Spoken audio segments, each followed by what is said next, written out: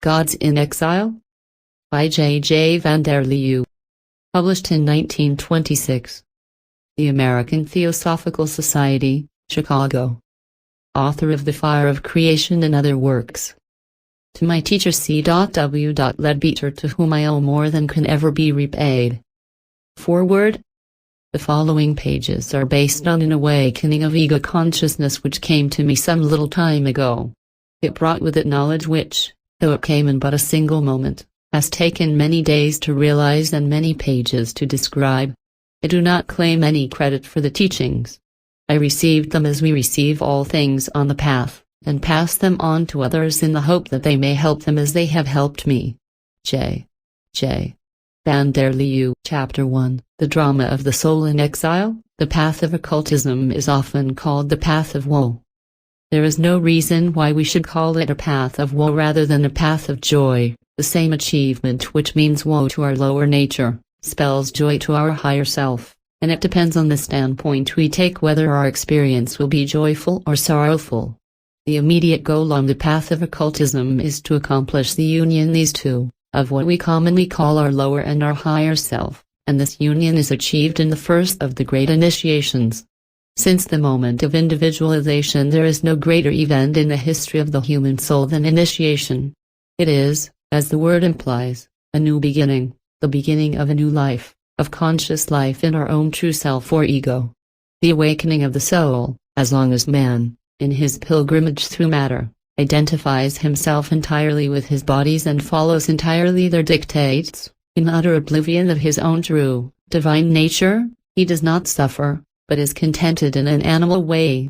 It is only when the soul in her earthly prison begins to recall the divine home from which she lives exiled, when through love, beauty or truth, consciousness of her own true nature awakens, that suffering begins. We are like Prometheus, chained to the rock of matter, but it is not until we become conscious of what we truly are, that we are at all aware of being prisoners, of being exiles. Thus might one live, who in the days of his youth had been banished from his native land and who, for many years had been among strangers, hardly remembering, in the privations and miseries of his exile, that once he knew different surroundings. But some day, perhaps, he hears a song which he knew in his youth, and in sudden agony remembers all he has lost, realizing in pain that he's in exile, far from all that was dear to him. In that memory the yearning for his native land is born again, and becomes stronger than it ever was. It is only then that suffering and struggle begin, suffering because of the knowledge of what he has lost, struggle in the attempt to regain that which once he possessed. In a similar way, the awakening of the soul, when it comes in the course of human evolution, brings not only joy, but also suffering in its wake. As long as man lived the animal life of his bodies, he knew contentment of a sort, but with a remembrance of his true nature, with the vision of the world to which he belongs, there is born that age-long struggle in which he tries to free himself from the entanglement with the worlds of matter which he has brought about by identifying himself with his bodies. Where up to this moment he was not conscious of his bodies as a limitation, they now become to him as the burning garment of necess, clinging to him the more he tries to free himself from their contact. From now onwards, he is to know himself as two persons in one, he is to be conscious of a higher divine self within, ever calling him back to his divine home, and a lower animal nature, which is his consciousness bound to and dominated by the bodies. Moral struggle in man. There is no greater problem, no greater difficulty in human life than this consciousness of being two persons in one. Thus St. Paul groaned under the strife of the law of his members against the law of the Spirit and exclaimed in distress, "For the good that I would I do not, but the evil which I would not, that I do. Now if I do that I would not, it is no more I that do it, but sin that dwelleth in me. I find then a law, that, when I would do good, evil is present with me. For I delight in the law of God after the inward man, but I see another law in my members, warring against the law of my mind, and bringing me into captivity to the law of sin which is in my members. O wretched man that I am! Who shall deliver me from the body of this death?" Romans 7:19-24. Nowhere perhaps is this struggle in man more profoundly described than in the Confessions of St. Augustine. He says, "I was ravished to thee by thine own beauty, and I was torn from thee by my own weight, throwing myself with groanings upon these lower things. And this weight was the custom of my flesh." 7:17. And again he says, "The joys of this my life which deserve to be lamented, are at strife with my sorrows which are to be rejoiced in, and which way the victory will incline, I yet know not." 10:28. It is the eternal experience of striving man, expressed by Goethe, where he exclaims, "Two souls, alas, live in this breast of mine." It is the experience of every aspirant on the path of occultism, or even of any human being who tries to live nobly according to the dictates of his higher self, and finds himself retarded and impeded by the desires of his lower self. There is not a human life free from this fundamental struggle. In countless forms, this many-headed hydra confronts us, and the life of many a candidate for occultism is a tragedy because of this inner strife, which not only causes acute suffering and self-contempt, but which exhausts the bodies and drains the vitality. Is there anything in human life harder to bear than to see the vision of the Spirit and the next moment to deny that vision in the practice of our lives? We, then, feel the self-contempt of which P.B. Shelley speaks as bitterer to drink than blood, the despair of failing again and again to live as we would live. Great as is this human tragedy, the most tragical part of it is that it is largely unnecessary and a result of our ignorance with regard to the working of our own consciousness. Ignorance the cause, the last thing man discovers is himself. It is a strange yet universal truth that man's thirst for knowledge should begin with that which is furthest and end with that which is nearest. Primitive man already has studied the heavens, but only modern man is beginning to explore the mysteries of his own soul. Most men are a mystery to themselves, many are even unaware of the existence of the mystery. If we were to ask the average man what he, the living human being, really is, what happens when he feels, and thinks, and acts, what the causes of the struggle between good and evil of which he is conscious in his own breast, he would not only be unable to answer, but the very questions would seem strange and novel to him. Yet, what could be stranger than that any human being should go through life and bear with all its vicissitudes, suffer the miseries common to all men, rejoice in the evanescent pleasures of life, bear its incessant burden and never ask why? If we were to see a man traveling under great discomfort and many hardships, and if, when we asked him whither he was going, he were to answer that the question had never occurred to him, we should certainly consider such a man crazy. Yet that is exactly the case of most people in ordinary life. They go on the journey from birth to death, they toil along the weary road of life, and never ask why, or if they do, they ask the question in a superficial way, not really caring whether they find the answer or not. But the time comes for every soul in her long pilgrimage, when life becomes impossible to her unless she does know why, when, disillusioned by the world around in which lasting satisfaction can never be found, the soul ceases for a moment her frantic chase after illusions and in utter exhaustion, rests silent and alone. It is then that within the soul is born the consciousness of a new world, it is then that, having turned her face away from the glamour of the world around, she discovers the abiding reality of the world within, the world of the self.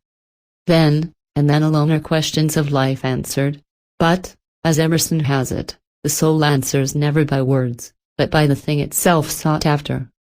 The knowledge of our true nature, during the period of struggle, questions as to the purpose of life and man's own being had formulated themselves, but when the answers come they do not answer the questions but rather obliterate them in the experience of the reality itself. Thus, with regard to the mystery of man's own being, the answer is not an intellectual exposition of the constitution of man, but rather an awareness of his own inner self and as a result, the discovery of the world of that self. When, in that world, we consider the problem of the duality which we all experience in daily life, of a higher self on the one hand and a lower self on the other, we find a wonderful truth. Man is essentially divine, as a son of God he partakes of the nature of his Father and shares his Godhead.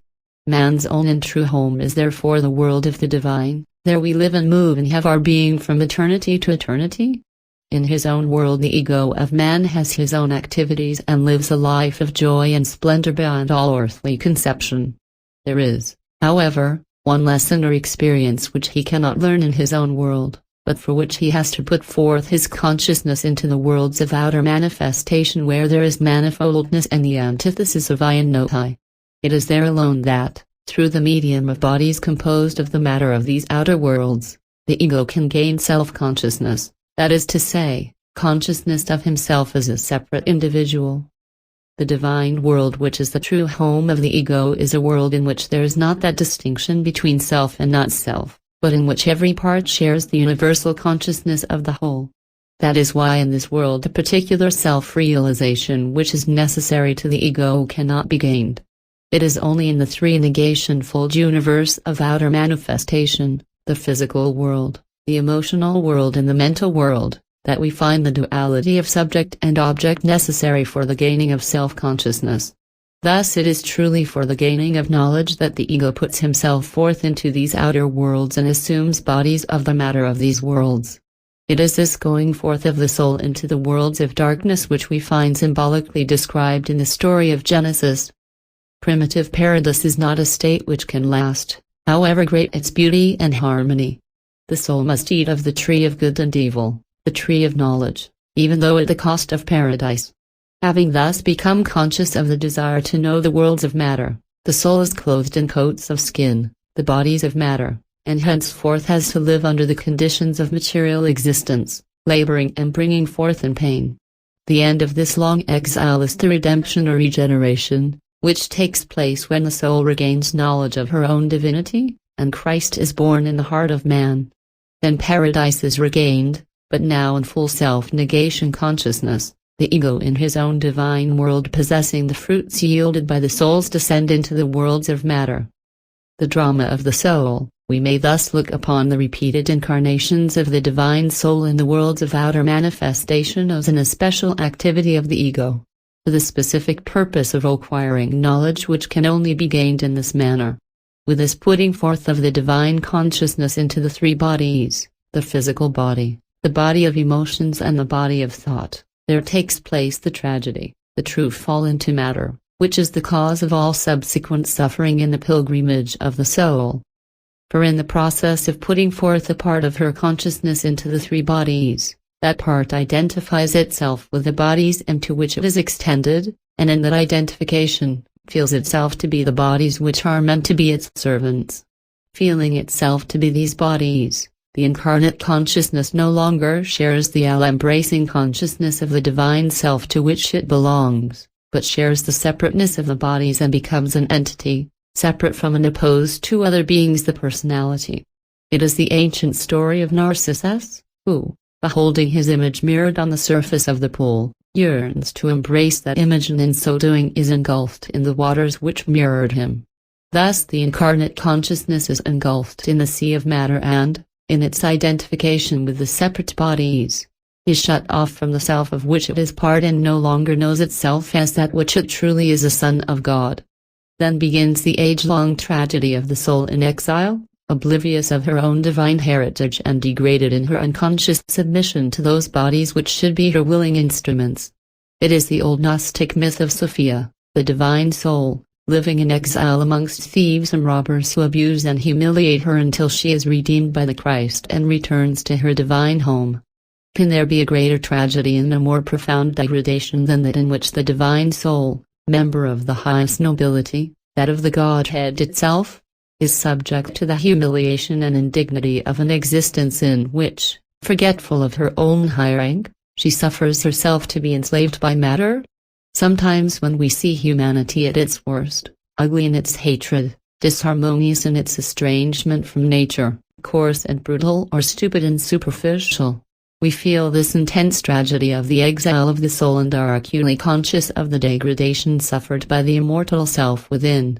A change of attitude necessary. Thus then our consciousness of being dual, of being a higher self within and a lower self without, is based on ignorance. We are not two, but one. We are the divine self and nothing else. His world is our world. His life our life. What happens is that when we put forth our divine consciousness into the bodies through which we have to gain certain experiences, we identify ourselves with these bodies and become oblivious of what we truly are. Then the imprisoned consciousness, enslaved by the three bodies, follows their desires, and we call it the lower self or personality. The voice from within, our own true voice, we feel as the call of the higher self, and between these two, ego and personality, our struggle and suffering, our veritable crucifixion, takes place. Yet most of that suffering is due to our ignorance and ceases when we realize our true nature.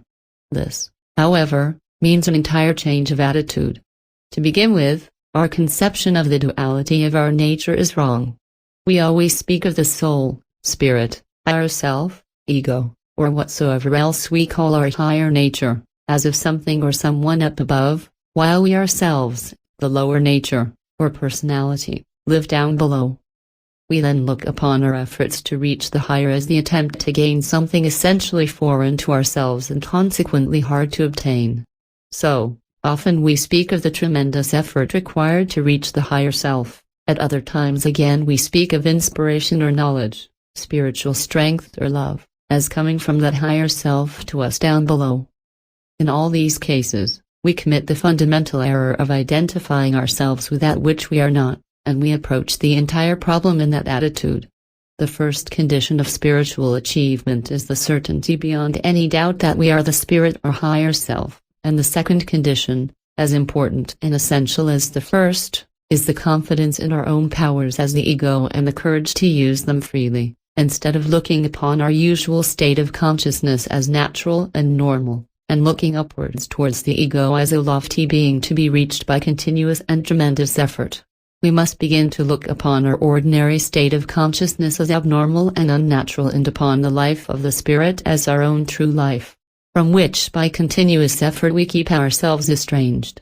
Separateness the abnormal state, it hardly ever occurs to us what persistent and formidable effort we all have to make in order to maintain the illusion of our separate personalities.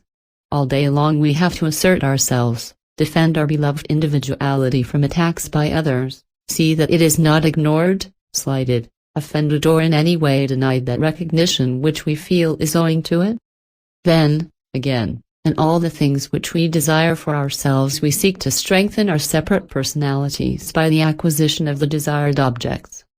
It is by the identification of our true spiritual self with the temporary bodies through which the self is manifest, that the illusion of our separate self is born. It is as if the consciousness of the true self or ego were stretched downward into the bodies and there got entangled and twisted in such a manner that it forms a separate sphere of consciousness centered around the bodies to which it is thus attached. But it is not a normal state, it is distinctly and essentially abnormal and unnatural. As well might we call it normal and natural if a band of India rubber were to be pulled down and stretched out in one particular spot and the extension thus formed be attached to some fixed object. The attachment is abnormal, and the moment it is disentangled from that fixture it will resume its natural shape and the band of rubber will once again be one harmonious whole. In like manner we need only release our consciousness from the bodies to which we have attached it. We need only surrender the illusion of separateness which we so tenderly foster all day long, and the extension of consciousness, which forms the separate personality, will naturally and automatically flow back into the greater self which we really are. We speak a great deal about the effort and strain needed to attain to spiritual consciousness, but how much attention do we ever give the appalling strain and effort needed to maintain the illusion of separateness? It is true, we are not conscious of maintaining it. It has become a second nature to us to assert ourselves at the cost of our surroundings, to get what we want and to keep what we have, and in consequence, the gigantic effort needed for this self-assertion and magnification of the personality is unnoticed by us. It is there nevertheless. Let us, then, by a definite effort of the will shake off that mighty superstition which holds us enslaved to the worlds of matter and prevents us from seeing what we truly are, and let us recognize, assert and maintain our own divinity? There is never pride or separateness in that assertion, for the keynote of that world in which we thus enter, our own true world, is unity, and such a thing as self-conceit or pride in personal greatness cannot exist in the atmosphere. Pride is a plant which can only flower in the heavier regions of the worlds of matter. The moment we enter our true home, such things must necessarily cease to be. It is only by thus liberating our consciousness from the thraldom of the bodies, by realizing the powers which we, every one of us, have as a divine self or ego, and finally, by refusing to become entangled again in the web of material existence, that we can attain that which we set out to reach, freedom from the exhausting and embittering struggle between higher and lower self which poisons the life of so many an earnest aspirant, withdrawal of lower into higher self, initiation. Doing, not agreeing. There is no use in reading a thing and recognizing that it is true, appreciating, as it were, its correctness from a distance. If we would benefit by it, it must become more than a teaching, it must become practice. And so in the following pages we shall try to make the experiment, not merely of recognizing that we in our true consciousness are the ego, but of actually disentangling that consciousness from the limitations, in which it is imprisoned, and bringing it, thus released, into the world of divine joy and freedom where it belongs. It has almost become a platitude to say that what we want in our times is action and not words, but yet it is profoundly true, and it should be carried out in the type of lectures and books, in which the author or speaker does not merely say things which may or may not be appreciated by his public, but in which he and his readers or hearers together go, as it were, on an expedition into the realms of the unknown, where one may lead and others may follow, but where all have to go for themselves. Thus our lectures should be action lectures, our books action books, and those who read or listen should undergo in their own consciousness that which is spoken about. Let us then do so in our attempt to know ourselves as that which we truly are, not reading these pages in an objective way as if contemplating a spectacle outside ourselves, but trying to identify ourselves with what is said, and doing in our own consciousness that which we read about in these pages. Chapter 2, The Way to the Ego. Begin then by thinking about yourselves and watch what comes into your mind when you do so think. You will find that you naturally think of yourself as you appear physically, as you look in the mirror with a face which is familiar to you and bearing the name which is at present yours. This is the first illusion you have to conquer, for as long as we think of ourselves as the physical body we continue to identify ourselves with that body, and that is exactly what we should not do. By identifying ourselves with the physical body, or its subtler counterpart the etheric body, we make ourselves subservient to their desires and their conditions of existence. Consequently our body responds to every change of circumstances to which it is subjected, and it follows its own way instead of ours. The result is weakness and ill health, and a certain heaviness or dullness in the body which makes it unable to respond to the self within. The change in the physical body, all that changes when we overcome the illusion of being the body and see it as just what it is, as our servant or instrument in the physical world. We must, as it were, change the polarity of the whole relation, instead of the physical world dominating us through the physical body with which we have identified ourselves. We must control the physical world through the physical body which we have made subservient to ourselves. The center of gravity must be shifted from the physical body to the consciousness which is ours. We must as it were feel that we withdraw the center of our consciousness and feel ourselves standing behind and working through the physical body, not one with it. The result produced by this change of attitude towards the physical body is profound. As small particles of iron filings group themselves round one common center when a magnet is brought near, and become all arrayed along the lines of force in the magnetic field thus caused, even so the particles of the etheric and physical bodies, instead of being chaotic and aimless and subject to any chance influence from without, become subservient to the one controlling influence of the will within. We must feel them like that, feel the change brought about by our assertion that we are not the body but that the body is ours. We must feel that henceforth it is vitality from within which nourishes and energizes the etheric and physical bodies, more so than vitality from without. The entire change is one which must be experienced and felt rather than thought about and discussed. We must feel our physical body becoming vibrant and responsive to the consciousness within, subject to its laws and conditions rather than to those of the physical world around. In all we do during our daily life, that attitude must be maintained. We must feel all the time that we consciously work through the physical body and that it does not work of its own accord. Thus we must give it regularity of habits, of eating and sleeping and of exercise, so that it may be a perfect instrument. Unless the muscles of our physical body are trained daily by physical exercise, we cannot expect our body to be resilient and responsive, and far more depends on physical health than is recognized in practice. In a similar way, we must regulate our eating so that it becomes possible for the physical body to be alert and responsive.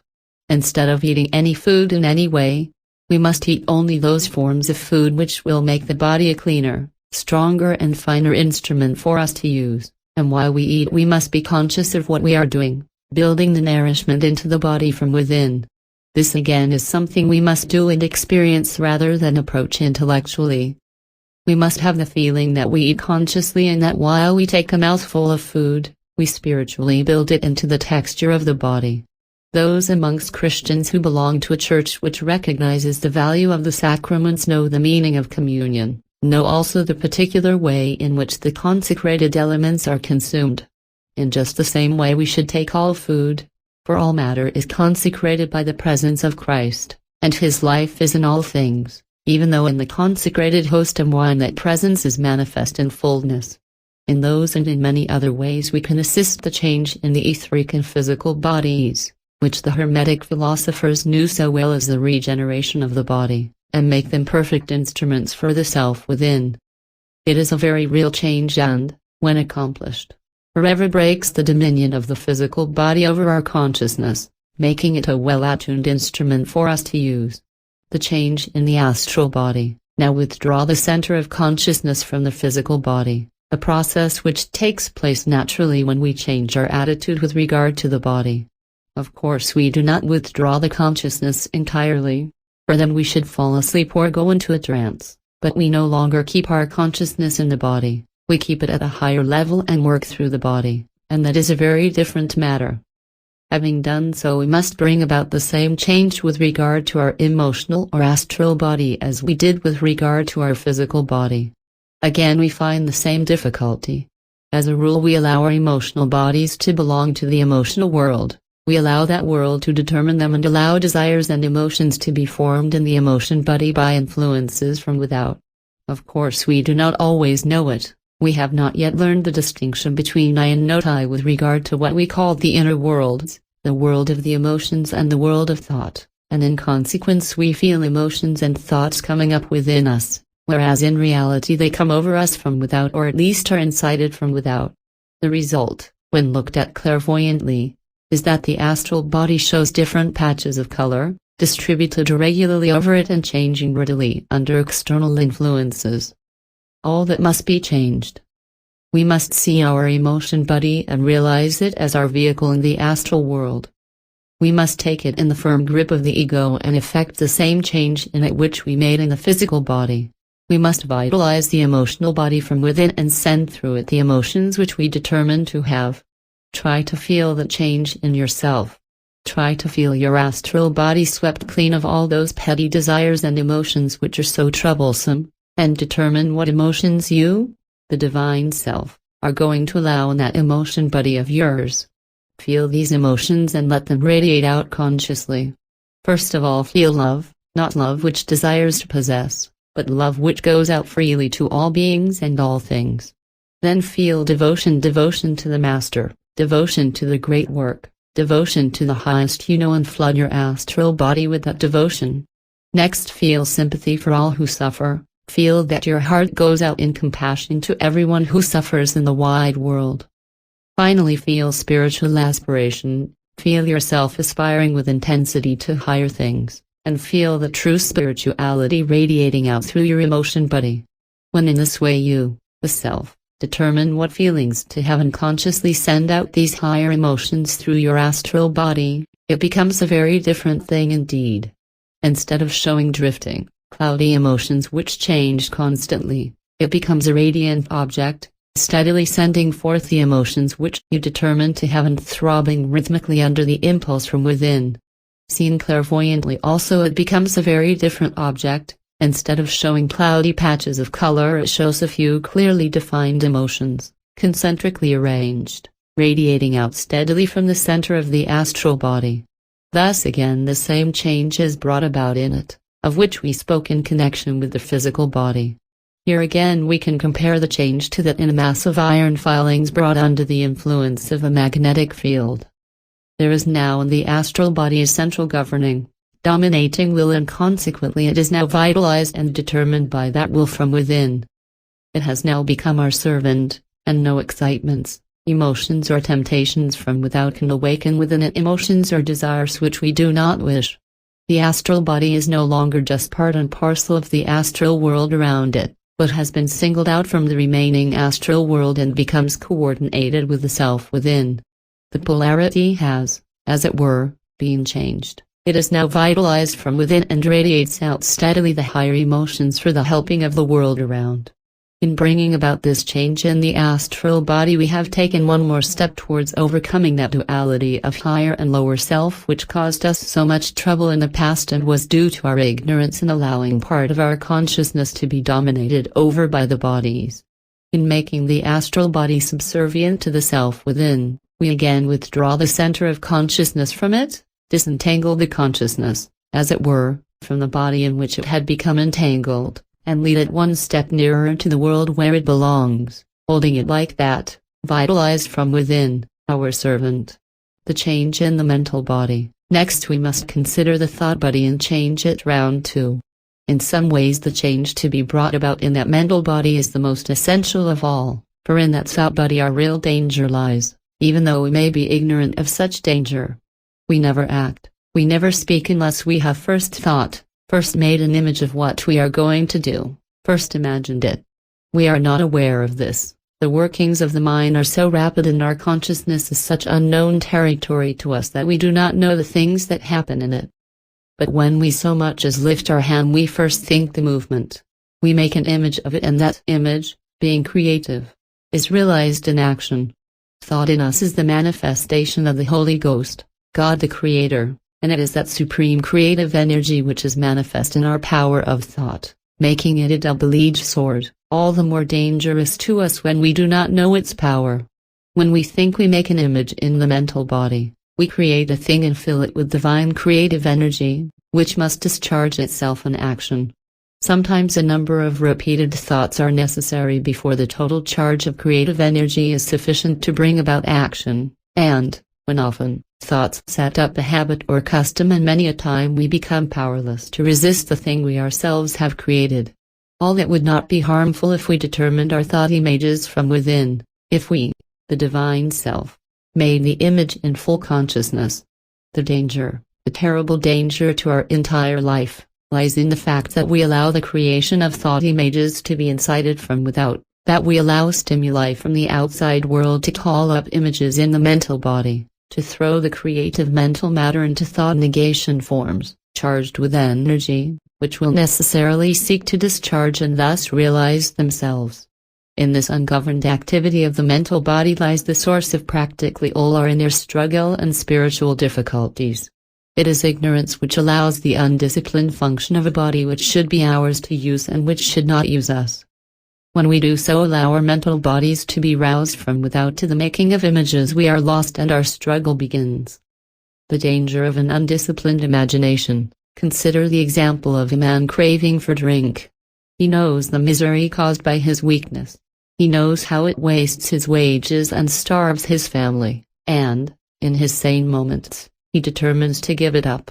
Now he passes a place in the street where he can get drink, sees people go in and out and perhaps even smells the drink.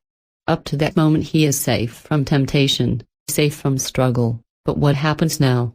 In that short fraction of a second he imagines himself drinking, he makes a thought negation image and for a moment lives and acts in that thought image of himself enjoying his drink. He feels how it satisfies his craving, but in reality it has only increased it and made the ensuing action almost unavoidable. Then, having created the image, he belatedly calls upon his will and says, "I do not want to do this thing." But then it is too late, then the struggle is practically futile. Once the thought image has been created, realization and action generally follows. Sometimes of course the image is not quite strong enough and he succeeds in repressing it. But even then there is all the struggle and exhaustion of the bodies and the suffering which results. The better way is to prevent the creative thought image from being formed, to intervene when intervention is still effective. More suffering is caused by this undisciplined imagination than we think. All the countless occasions to be found in the lives of so many where they fail to control their lower passions, especially sex desire, are the result of an undisciplined imagination, not of a weak will. A strong desire may be felt, but it is creative thought which brings about action. Most people ignore their imaginings, daydreams or thoughts and think they are harmless because not tangible or visible to the ordinary eye. In reality they were the one and only danger. For the man with strong sex desire there is no danger in seeing or thinking of the object of his desire unless in so thinking he begins to imagine the satisfaction of his craving. It is when he has made the image of himself as giving way to his desires, and when he has allowed his desires to strengthen the image which he has made, that his danger begins. A man might be surrounded by objects of desire and yet not experience any difficulty or struggle if he could only prevent his imagination, his creative thought power, reacting on the objects he sees. We never realize sufficiently that there is no power whatsoever in objects of desire unless we allow ourselves to react upon them, unless we indulge in imaginations which are creative.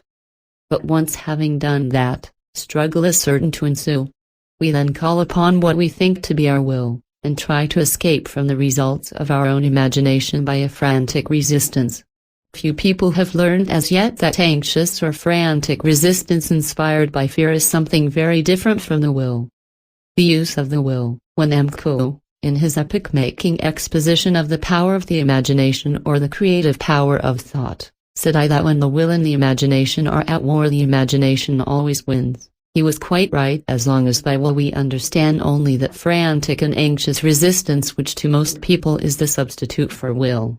Thus when we learn to ride a bicycle and, seeing a solitary tree in our way make straight for the one obstacle which is sure to bring us to grief, our mistake lies in an uncontrolled imagination. We allow ourselves to imagine that we are going to hit the tree, create a thought image of ourselves doing that and then strengthen it by emotion, in this case fear. Then we begin to resist it, but we should not call this anxious and frantic resistance will. That resistance certainly strengthens the imagination and even assists in bringing about the event from which we try to escape. But if we use the real will we would not allow the imagination to react on the tree at all. In fact, having noticed the tree and calmly registered its existence, we would not allow it to influence our consciousness, but on the contrary keep our imagination busy with the clear and open road, which we desire to take. The tree would then be practically non-existent for us and all we would see would be the open road. There is an old story of 3 archers who had a contest as to who could hit a bird in a far-off tree. The first one saw the tree but missed the bird, the second one saw the bird, but only touched it, the third aiming at the bird. It must have been a very placid bird, saw neither the tree nor the bird but only the eye at which he aimed, and he succeeded. That is the power of the real will. The power to see only the one object we desire to achieve and nothing else. If the drunkard used his real will he would only see the one purpose of going along the road to his real destination, and passing a public house would not cause him any struggle or temptation. It is by the power of the real will that we can keep the imagination concentrated on the one purpose we have determined to achieve. The especial function of the will is not to do things or to struggle against things, but to hold one purpose in the consciousness and exclude all else. The mental body, the vital spot. Thus it is in the mental body that the wedge must enter. We must refuse to allow any images to be formed in the mental body without our sanction, unless we, the self within, determine it. Sweep the mental body clean of all thought forms, all images, all trains of thought which are irrelevant. Then do the same to it as we did to the other bodies. Change the polarity. Make all its particles responsive and obedient to the consciousness within and no longer subservient to the world around. Here again the change is readily evident to clairvoyant sight and the whole mental body appears luminous with the light of the self within, a radiating object, attuned to and in line with our own true consciousness. But even that is not enough, thus we can prevent the mental body from harming us and becoming an obstacle in our way, but no more. We must make the creative power of thought a definite power for good, not merely preventing it from harming us but using it to help us. This means that we must create and strengthen with our emotion those thought images which we desire to see realized in our daily life. The goal of our evolution is perfection. Not for the selfish purpose that we may be perfect, but rather that through us the burden of the world may be lifted a little. Instead of imagining ourselves, as we often unconsciously and unwittingly do, as being the things and doing the things which in reality we neither want to be nor to do, we must imagine ourselves as the perfect man we desire to be and shall be one day. Think with all the creative thought power you have of yourself as divine in love, divine in will, divine in thought and word and action, and fill your whole mental body with that image, strengthening it with emotions of joy and love, of consecration and aspiration. This image too will realize itself. The same law holds good for it as for the undesirable imaginations which caused us so much trouble. Now we have wielded the power of the imagination consciously, we are no longer its slaves, no longer used by it, but we ourselves use it. The same power which was our enemy has now become our friend. There is no limit to the different ways in which the creative power of the imagination can be used constructively instead of destructively. Not only in our behavior and daily actions, but in the work we do and in the way in which we recreate ourselves, we can use this unlimited power when we make our mental body our servant and willing instrument. Now withdraw the center of consciousness from the mental body also and hold it responsive to the self within, as you are holding the physical and astral bodies. We now hold the three bodies as our servants in the three worlds of illusion. They are the three horses which draw our chariot in the lower worlds, but the self is the divine charioteer, no longer allowing the horses to run their own way, but making them run his way. He has withdrawn the consciousness from its entanglements with the three bodies. He has brought it back to the world where it truly belongs, and from there he can henceforth use these bodies as his willing servants. Chapter 3, The World of the Ego. When the consciousness is liberated from the three bodies in which it was imprisoned, it will naturally be reunited to the self which it truly is. Try to bring back the consciousness into the ego. More than that, try to realize, to know beyond a shadow of a doubt that you are that ego, a divine soul which was in exile. Bring it back to that world where it belongs. Enter the world which is truly your world, and in that self-same moment you will know yourself as the divine self within, one with the divine in all things. Henceforth there cannot be any doubt as to what we are, the higher or the lower self. No longer can there be the exhausting struggle between the two opposite poles of our nature. They are no longer two. The imprisoned and exiled consciousness has been brought back into the parent consciousness from which it strayed, and once again man is one, the divine self within, consciously using the three bodies as his instruments, but no longer bound to them. Do not bring the consciousness back into the ego merely in thought. Do not agree merely intellectually that you are the ego, but do it in reality. Be the ego and live in your own world. If you have succeeded in disentangling the consciousness from the bodies, there can be no difficulty in bringing it back into the ego, for it is the consciousness of the ego, and the world of the ego is our own true home. When we thus re-enter the world from which we have been exiled for so long, our first experience is an overwhelming sense of freedom and joy. Like a man who has been imprisoned for many years in a place where the rays of the sun do not penetrate and who, released from his prison, is almost blinded by the light without, so are we, entering our own world after our long exile in the prison house of matter, overwhelmed by the light surrounding us and the freedom from the limitations which held us. Here in this world all is truly light and joy. The ego in his own world lives a life of such incomparable bliss and beauty that, even though we were to see it but once, we can never again fall a victim to the world of illusion. We now know who we are. We have seen ourselves in our own divine beauty in the world which is our home, and no power on earth can ever again entice us into believing that we are the bodies. The spell is broken which held us, and now for the first time we know peace and absence of struggle. It is wonderful how simple everything suddenly becomes when we reach that world of the ego, how natural it now is to do the right thing. Our former life seems full of complications, almost incomprehensible in its problems. Once we have dared to recognize ourselves for what we truly are, all struggle and effort vanish and life becomes simple and natural, flowing harmoniously along. The life of the ego. One of the things which surprises us most when we realize ourselves as egos is that in our own world we have a life of our own beyond and above what we call life down here.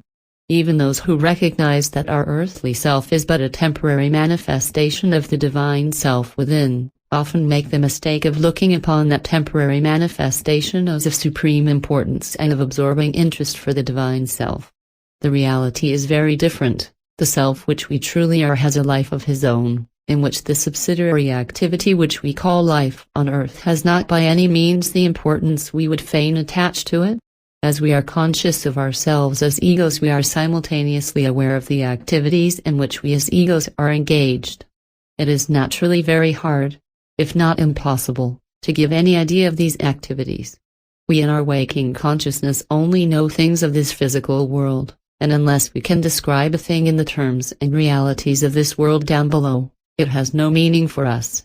In his own world the ego is ever active in the great work of creation. In company with the angelic hosts and other great beings he assists in the work of world creation, by which this universe is sustained. God's work is creation, and the ego, being divine, is engaged in that same divine creative activity. Only art can speak of this true work of the divine man, and it is to the poets and musicians that we must go if we would understand something of our work as egos. Thus in Prometheus Unbound something of the work of our true self is felt, where the chorus of spirits and hours sings, then weave the web of the mystic measure. From the depths of the sky and the ends of the earth, come, swift spirits of might and of pleasure, fill the dance and the music of earth, as the waves of 1,000 streams rush by to an ocean of splendor and harmony. And somewhat further where the chorus of spirits sings, and our singing shall build in the void's loose field a world for the spirit of wisdom to wield. Singing, music, sound, are words which best convey an idea of the work of the ego in his own world, and yet of course in that world there is nothing like what we know down here as its sound. Yet the whole work impresses one like a great symphony, the notes and chords of which are living beings, singing the song which is their own nature and creating by its power. Again we might picture it as the weaving of a web of light in which the beings are like radiant points connected by lines of light. But nothing can give an image of the pure joy, the utter bliss which permeates the world of the ego and the sensation of being bathed in light and beauty unbeheld. There is a phrase in the Old Testament which says that when the world was created the sons of God shouted for joy, and in this expression there is something which reminds us of the ego, truly a son of God, in his own world, full of joy. The whole work is like a mighty ritual, a ceremonial hymn of creation by which the worlds are maintained. And what we know as ritual here on earth is as a shadow of that true and greater ritual which we all know so well in our own true world. That is why in the rituals of the great world religions and of Freemasonry, there is that which reminds us of the land to which we belong. In them we hear faint echoes and fragmentary melodies of the song which we are always singing in the world of the ego.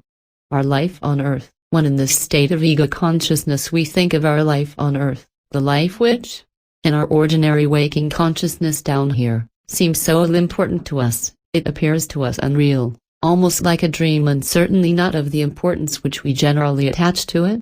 As egos we look upon it in the light of a task which must be done, a lesson which has to be learned and which perhaps can be best expressed as self-realization. It is only in these denser worlds that there is sufficient resistance and separateness to develop the sense of individuality and of I-consciousness, which then has to be brought back into the greater unity. Seeing thus our life from the world of the ego we gain a greater equanimity in the existence we have to live on earth, for it is profoundly true that nothing in it matters much and most things do not matter at all. When once we know ourselves in our full glory as egos, life down here seems but a subsidiary activity, to which we give a little of our consciousness, a little of our attention, in the same way as a statesman with mighty work to do might give a little of his attention to some small personal activity in which he is interested. The beauty of the ego, in the world of the ego there is not form and color such as we know here, but there is that which we can translate into terms of color and shape. Thus we can speak of the appearance of the ego, even though he does not appear to us as objects in the world of phenomena do. So it must not be misunderstood when we say that the ego appears to us in a glorified human form, and that in this form we then see ourselves as we truly are. The human form in which we there see ourselves is at the same time representative of our real type or genius, of our mission in the great work. Thus one ego I know appeared as a radiant youth, like a Greek Apollo carved out of glistening marble and yet immaterial, with inspiration as his keynote. Another ego was in appearance somewhat like the sculpture of Demeter in the British Museum, a dignified, serene and peaceful figure, brooding, as it were, over the world which it helped to foster and protect. Thus every ego has his own radiantly beautiful appearance expressing his mission or genius. When we have brought back our consciousness into the world of the ego and know ourselves as such, we must try to see what we are like in that world and henceforth think of ourselves only in that way. Having seen what we really look like, we must never again allow ourselves to think of ourselves as the image we see when we look into a mirror. Once we have realized that we are the divine self within, we must never, not even for a moment, suffer ourselves to slip back into the old illusion that we are the physical body and have a divine self somewhere up above. Henceforth the position is reversed and, when speaking of ourselves, we speak of the radiant being we truly are, not of the bodies through which a part of our consciousness is temporarily manifest. Maintaining the ego consciousness, since we have behind us ages of evolution in which we were content to suffer exile in the darkness of the outer world, there is, even when we realize ourselves for a short while as the ego, always the tendency to slip back into the old accustomed ways of identification with the bodies. That is often our mistake. When we have experienced a moment of great spiritual upliftment during meditation or during some ceremony, we sit down and say to ourselves, "Well, that was very fine. I am sorry it is over." Do not make this mistake. When you experience something great, when you know yourself as the divine self, say, "This is very fine, and it is going to remain with me." That is the great difference. Our weakness is so often that we experience these higher things, and then are resigned to see them pass away again. Never be resigned in that way. Be rebellious and say to yourself, "I am not going to let this go. I will keep this divine realization. I, the divine self, will to keep it." It is possible. It has been done. It must be done. We must all someday realize our divine powers, and learn to keep as an abiding reality that consciousness which usually we have but for a few moments, so why not do it now? Knowing yourself then as the ego, sharing that life of divine joy, of bliss unutterable, decide to remain there. Do not go back again into the darkness of exile. Why go back to that cramped existence in the dark dungeon which is the life of the personality, when you can live in the sunlight of divine life? Why not remain there, work from there, live there? Chapter 4, The Powers of the Ego. Having established ourselves in the realization that we are the ego, we must realize powers which, as the egos, we can wield. There is first of all the love of the ego, the power of unity, the aspect of the ego which, in theosophical terminology, we call buddhi. Part of the tragedy which takes place when the consciousness of the ego is put forth into the three bodies, and is seized upon by their elemental consciousness, is that it begins to feel itself as a separate being, moving about, separate from all the world around it. The moment we return to the ego, this illusion of separateness vanishes and we realize what unity is. The wonder then takes place that we still know ourselves as individual beings, but at the same time we are in the life of every one of our fellow beings, of every creature. We are the life of growing trees, the life in the waters of the sea. We are the life in the clouds and in the sunshine, the life in all things. Such is the love power of the ego, our realization of unity at that level, and it is the only motive power on the path of perfection. It is not will or thought which moves us along on the path towards divine union, it is only love. Love is realization of unity, and the more we realize unity, the more we feel we can love all our fellow men, love the very trees and rocks, the more we are drawn into union with the divine life, magnetically drawn towards union. Try to feel that power of the ego to be at one with all things. Try to feel your consciousness dissolve into the greater consciousness until it becomes that greater consciousness.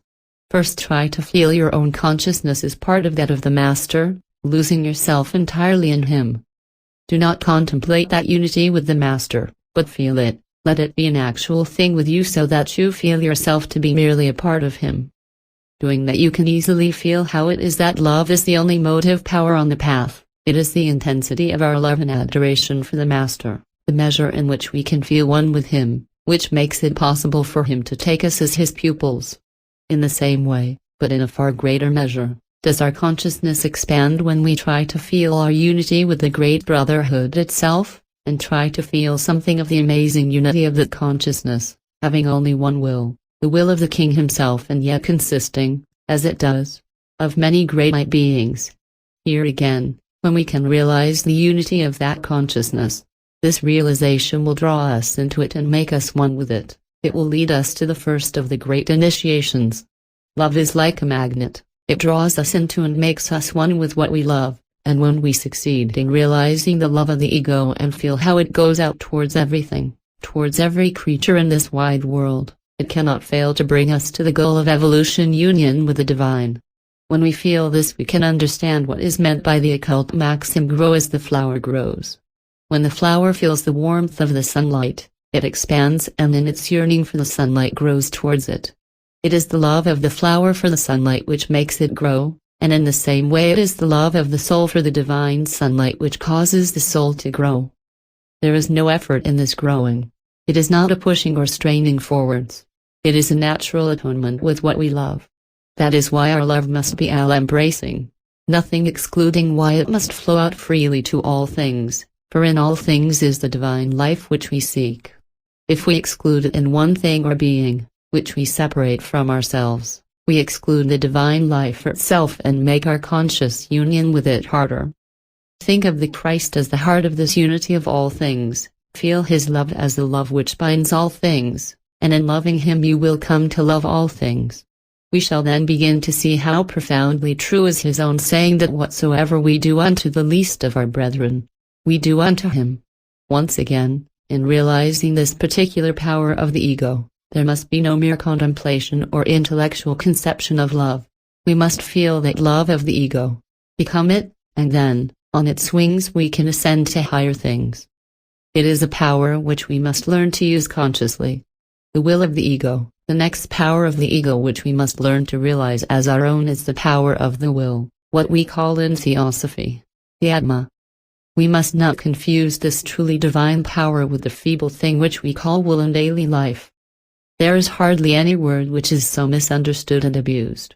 We use it when we really ought to say wish or desire. We speak of the person as having a weak will when there is no such thing as a weak will. We speak of the clash of wills when we merely mean the clash of selfish desires. As already mentioned above, Ku and Baoduan use the word where they really mean anxious and frantic resistance, and so, even in one of the most important works of modern psychology, the issue is confused. First of all, we must abandon the widespread idea that the will does things, that we carry through something by an effort of the will. To do and to carry out is not the function of the will, but of a quite different aspect of the ego, the creative activity. The will is the ruler, the king who says this shall be done, but who does not go to do things himself. Speaking psychologically, the will is the power to hold the consciousness focused on one thing and exclude everything else. We thus see what an exceedingly serene, quiet, unmoving power the will is. It is just the power to hold one thing and exclude all else. But that is a tremendous power, the more so because it is so little understood. Not a weak will, but an uncontrolled imagination. We can understand this best by analyzing some instances where, as we put it in ordinary language, our will is not strong enough. Imagine that we determine to get up at 6 o'clock in the morning. When the hour comes and we wake up, we naturally feel sleepy and tired. If now we use the will in the right way, there would be no difficulty in getting up. We would just hold the one thought of getting up and exclude everything else, and there would be no struggle. But what we do in reality is to allow our creative imagination to play about with the problem of getting up, and we begin to imagine on the one hand how unpleasant and cold it will be to get out of our warm bed, how uncomfortable to dress in the dark, and on the other hand we imagine how very pleasant it would be to lie in bed a little longer or to go to sleep again. Thus we have created images which naturally tend to realize themselves and make us stay in bed. When then we begin to resist, that resistance is but a feeble thing, and even if it should win, we have made for ourselves a quite unnecessary struggle which uses up vitality and could easily have been avoided had we but understood the true function of the will. In not getting up we have shown signs not of a weak will, but of an uncontrolled imagination. The right use of the will would have been to keep the creative thought or imagination centered and focused on one idea only, that of getting up, and in excluding every other thought. In that way we would not have allowed the imagination to toy with such thoughts as the unpleasantness of getting up and the comfort of remaining in bed, and we would have experienced no difficulty whatever in getting up at once. Truly Hamlet uttered a deep psychological truth when he said that the native hue of resolution is sickle-eyed or with a pale cast of thought. It is the power of the will within to keep the consciousness focused on the one thing in hand and exclude every idea, feeling, person or influence that would interfere with that or tempt us aside. To give one more example, practically everyone has experienced the unpleasant sensation which comes over us when we are about to jump or dive into the water from a greater height. We have determined to do it, but when we actually find ourselves about to jump we shrink back and possibly it takes us quite a long time before we can, as we call it, screw up enough courage to do the thing. What really has happened is that we have allowed the imagination to create for us a terrifying image of the plunge we are about to make, and of the advisability of not doing it.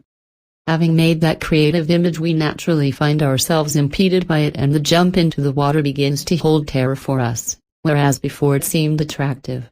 The way out is again to keep the will focused on the one thing only, the jump to be made, and to exclude every thought, feeling or influence that might interfere with this. Then we find that there is no difficulty in just doing the thing. The use of the will in occultism. When we apply all this to the use of the will in reaching the perfection which is our goal, we can readily see how it is that we fail so often. We determine to reach the goal, to achieve that which is our spiritual destiny. In doing so we lay down a line of action and certain principles of conduct which we see as essential. Now if we can only keep the will focused on that one purpose and exclude anything that would interfere with it, we shall experience no difficulties, no struggle. What we do in reality is something on the following lines. When occasion offers to carry out the line of action upon which we have decided, we begin to imagine the advantages and disadvantages, the pleasantness or unpleasantness of the particular action, and having created images, or thought forms as we call them, we strengthen them by feeling or desire, and they become obstacles in our way when we try to carry out our original intention. Then the struggle begins with all its attendant evils, suffering to ourselves, exhaustion to the bodies, and the danger of failing in the task we have set ourselves. All that is not only wrong but is superfluous.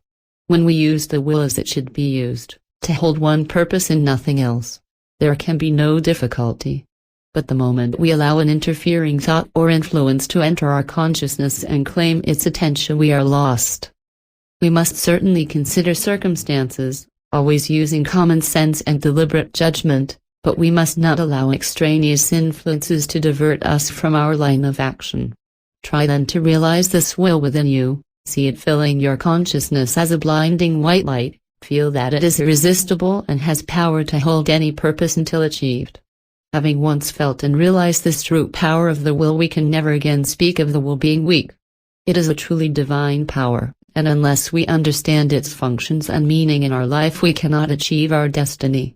Use this power of the will then to hold in your consciousness one purpose and one purpose only, perfection for the sake of the world.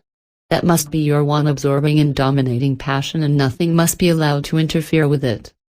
Do not think it is a selfish desire. As long as you think that, you have not yet entered the world of the ego and do not yet realize what unity means. It is only when we understand, when we know that all creation is one, utterly and indestructibly one, that we realize the impossibility of such a thing as individual salvation. Salvation or perfection means union with the divine life which is in all things, and therefore it can never be individual, can never be for a few elect.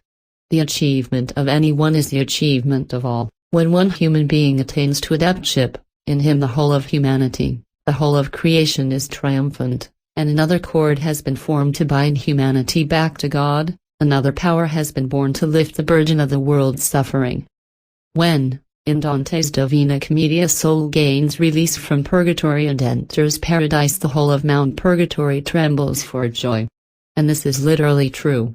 The achievement of any human being is a joy to all creation and is never an individual achievement only.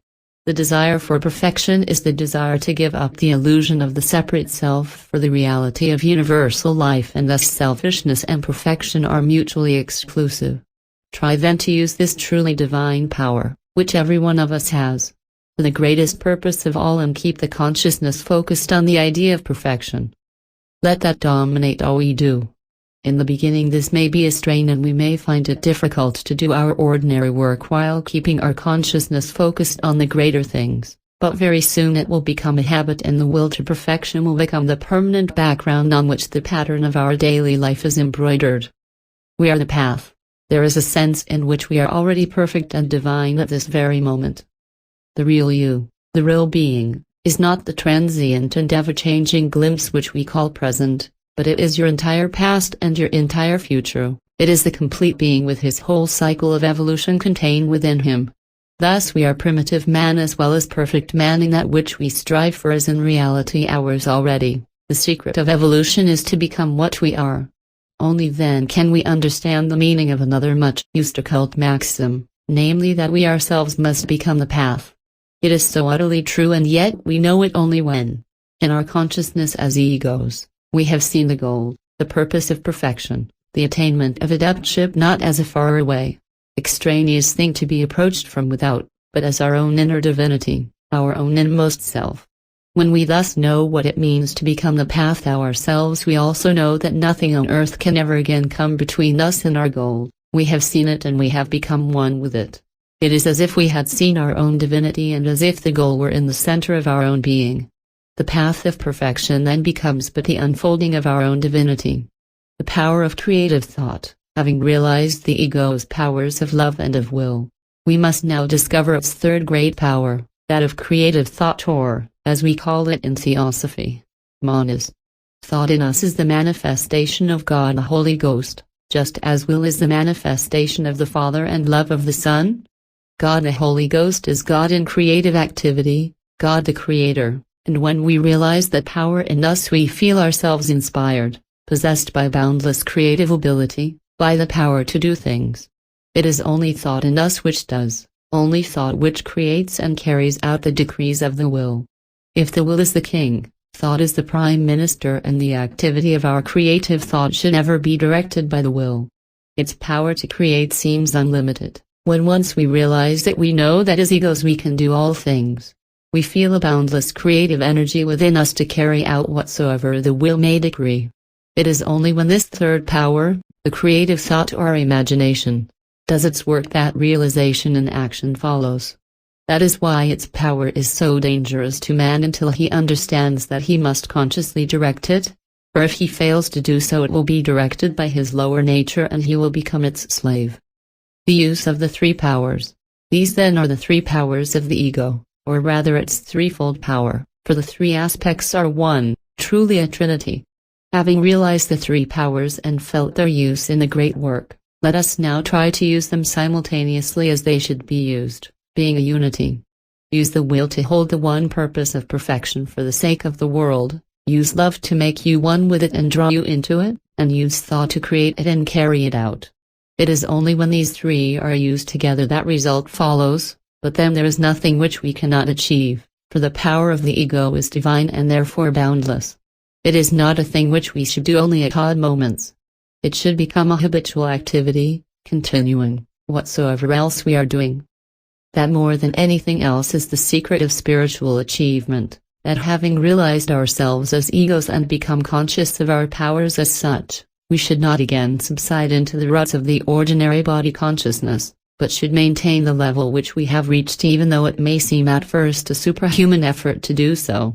The chart of our spiritual life shows too often but a continual series of ups and downs. We attain to some lofty spiritual height only to fall back again the next moment to the old level.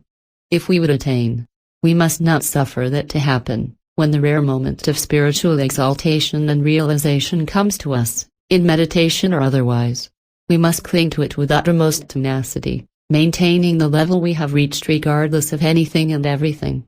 It may be an agonizing strain for the first few days, but it soon becomes habitual and we learn to do our ordinary work from our newfound level.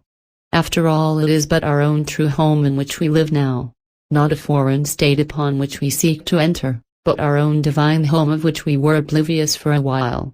Chapter 5, The Return of the Exile. Realizing ourselves as egos, we can look down upon the three bodies and determine that they shall be our three servants in the three worlds of illusion, and nothing more. We do not again descend into them. We do not again become entangled in those worlds of illusion. We do not again identify ourselves with the three bodies nor allow the elemental consciousness to seize upon the ego consciousness and dominate it. We must remain in our mountaintop, seeing before us the unlimited view of life, and from there we must act and think and feel. It is possible, and we must do it. From that mountaintop think of your three bodies. See your mental body, swept clean of the futility of ordinary thought images, and from within, create in it that powerful thought form of perfection for the sake of the world. Hold that always with some part of your will. Never let it dissolve, for that is the thought form which henceforth is to govern your daily life. Hold the mind body like that, and give it the order that henceforth, whatever the temptation from without, no thought images, no thought forms, shall be made without your consent. Then look down on your desire body again. Decide to hold it as you have seen it, vivified from within by the emotions of the self. Flood it with love for all beings, with devotion, with sympathy, with spiritual aspiration. See these feelings radiating out from the center of that body, see it throbbing with this new pulse of life, and determine that never again will you allow your astral body to be swayed from without. Then look back on your etheric and physical bodies, and decide that henceforth, they too are to be vehicles of the will. See how that will express itself through the body. See the divine energy from the self flowing down into the physical body, and feel that body being regenerated from within. That is the truth of the regeneration of the physical body. When we realize that as the vehicle of the Atma it is renewed, it becomes healthy and strong, free from disease, free from all the troubles which it has when it is merely part of the physical world. Lifted out of that bondage. It must be in the world, but not of that world. Its closest link should be with the self, and not with the world. All your bodies should be subject to the self, and the powers of the self should radiate through them. Make them perfect channels for the three great powers of the ego, but at all times do not become entangled. All the time remain upon your mountaintop, and see the lower worlds from there. In that way your life will become divinely happy. In that way all your difficulties will be swept away. Or how can there be discord when you realize yourself as divine? Henceforth, when the same things occur which before caused you so much trouble and suffering, because you allowed yourself to be identified with the bodies, you will realize yourself as the ego and there will not be any conflict. You have now made the one thought of perfection which dominates your mind body, and nothing can trouble you, for it is a law that no two thought images can dominate the mental body at the same time. While we hold this mental image of perfection we can do our usual work, but that thought form will always dominate, and nothing else can seize upon the mind body and shape it into a form which we do not want. So remember henceforth to live from within. Never again allow your bodies to seize upon your consciousness and to obscure knowledge of self. Determine that you, the soul, having returned to your divine home, are going to remain there. Do not again make the mistake of permitting yourselves to return to a level to which you do not belong. Have no fear to call yourselves divine. There is no conceit in it, there can never be pride in it, because pride is separateness, and once we realize ourselves as egos, we feel dissolved in the sea of consciousness. We know ourselves to be one with a consciousness so vast, so all-embracing, that the very thought of separateness becomes ridiculous. We are safe from that illusion, for we know that whatever we do is done through us, that when we feel and think and act it is the life of the self which through us as a channel flows out upon the world. In that consciousness, too, we know ourselves as one with the Master, we share the bliss of His presence, and in His presence all things become easy. In His presence there can be no desire except the desire to draw closer to Him. In His presence it is impossible to do the petty, ugly things which in the past we have done. We can only try to be great as he is, great in our sweep of feeling and thought, divine as he is divine. Thus the way of the ego is the way of initiation. Initiation means a permanent reunion of the consciousness which was incarnate in and identified with the bodies, to the parent consciousness of which it was oblivious. It is the beginning of a new life, conscious life as the ego while functioning through the three bodies. The qualifications for initiation are given in different ways, but when we succeed in gaining ego consciousness as a permanent thing, we shall of necessity have acquired the other qualifications too. Ego consciousness brings discrimination, since we see life from the world of the ego in true perspective. Ego consciousness brings desirelessness, for when the incarnate consciousness has become disentangled from the bodies which dominated it, the bodies no longer follow their own desires, but the will of the ego. Ego consciousness means good conduct, since our conduct is no longer the conduct of consciousness enslaved by the bodies, but the conduct of the ego himself, and that of necessity is good conduct.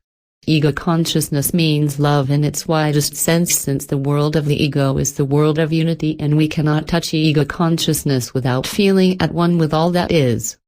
But, apart from the fact that the practice of the presence of the ego leads us to the immediate goal of our evolution, which is initiation, it carries its own reward with it in that it bestows a deep and abiding joy and power and peace on him who attains it, in that it is the beginning of a new life. We can all come to this realization. We can all claim what we are. It is not something strange, something outside ourselves which we have to conquer. We have only to enter the world to which we belong, only to claim that which we truly are.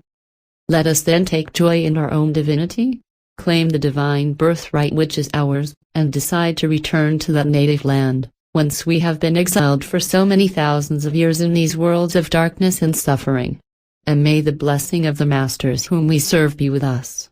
May their love protect and shield us, until we too stand where they stand, until we too have become the perfect man. Pate 119. Afterward, the exploration of the world of our consciousness, so little known to most of us, is a necessity for him who would realize himself as he truly is, the ego living in his own world, using the three bodies as vehicles for his consciousness, but not being used by them. In fact, the mystical journey described in the preceding pages is an exercise to be practiced by all aspirants until they were so proficient in it that they can maintain egoic consciousness all the time. The ideal is, that having attained the level of the ego, we should stay there and refuse to be drawn into the old ruts of slavery to the bodies again.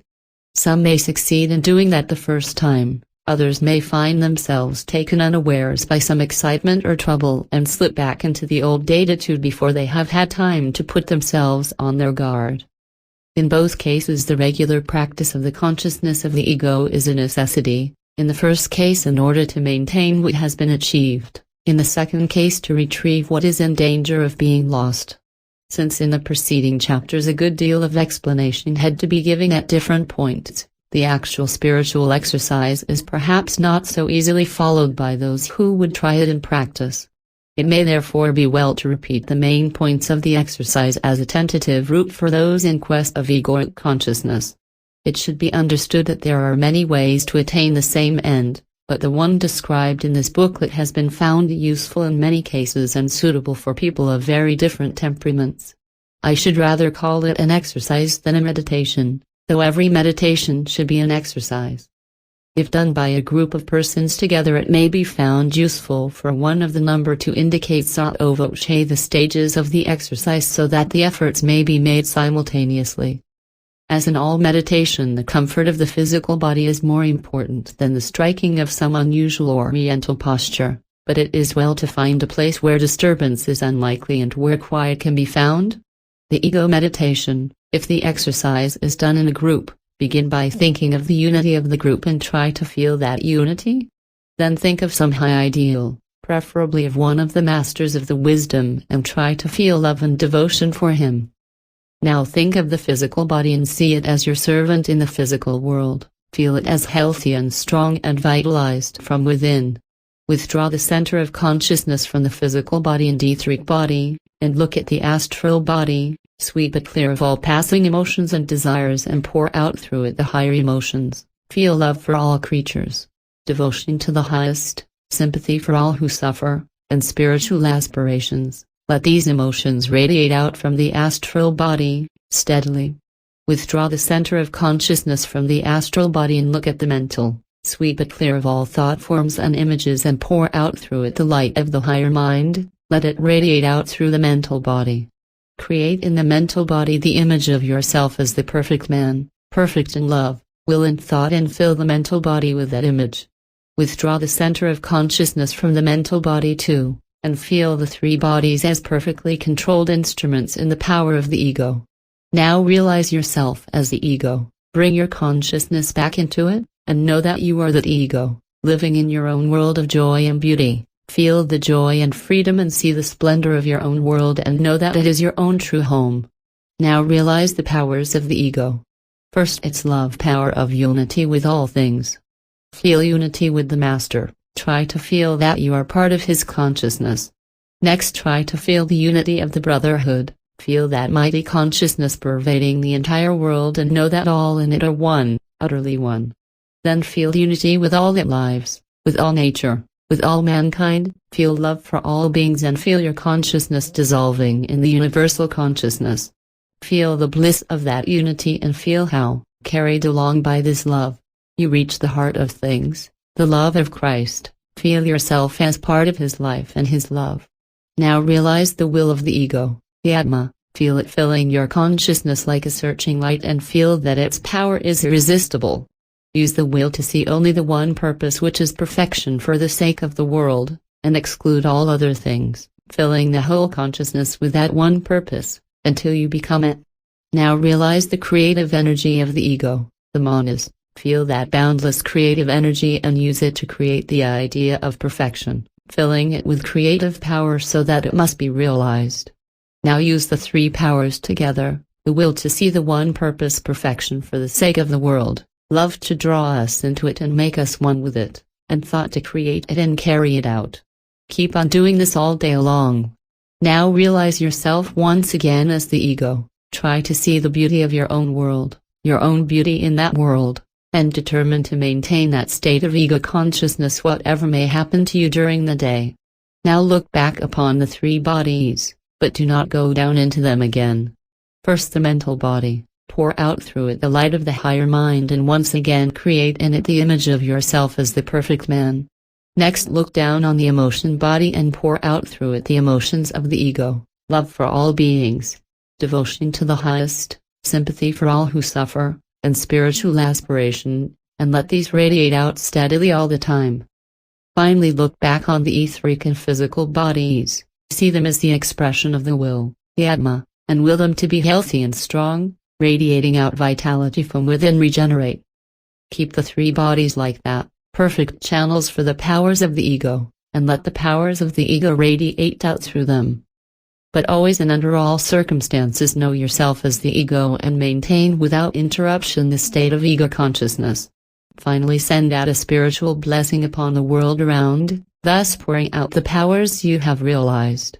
In finishing the exercise, do not at once go back to the ordinary body consciousness, but try to maintain the ego consciousness all through the day, keeping part of your attention concentrated on it while doing the ordinary things of daily life.